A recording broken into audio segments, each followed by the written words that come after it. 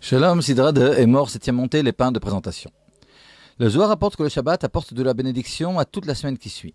Or, d'après le Zohar, il n'est pas clair si le Shabbat bénit aussi le Shabbat qui suit ou non. En d'autres termes, est-ce que le Shabbat a besoin lui aussi d'être béni par le Shabbat qui précède ou non? La réponse est en rapport avec notre septième montée. Celle-ci traite en effet notamment des 12 pains de présentation apportés dans le Kodesh, le Saint, endroit du Mishkan, puis du Temple de Jérusalem, placé devant le Saint des Saints.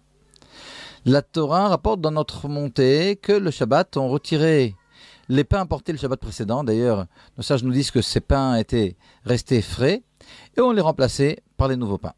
Qui consommait les pains qui avaient été retirés?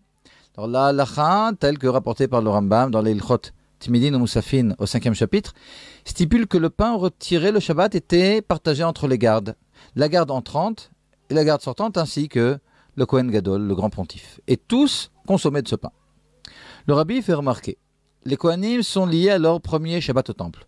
Or, non seulement les Kohanim du Shabbat précédent consommaient du pain de présentation, mais aussi ceux du nouveau Shabbat. On comprend donc que chaque Shabbat bénit non seulement les jours de la semaine à venir, mais aussi le prochain Shabbat. Ceci est d'ailleurs confirmé par la Kabbalah.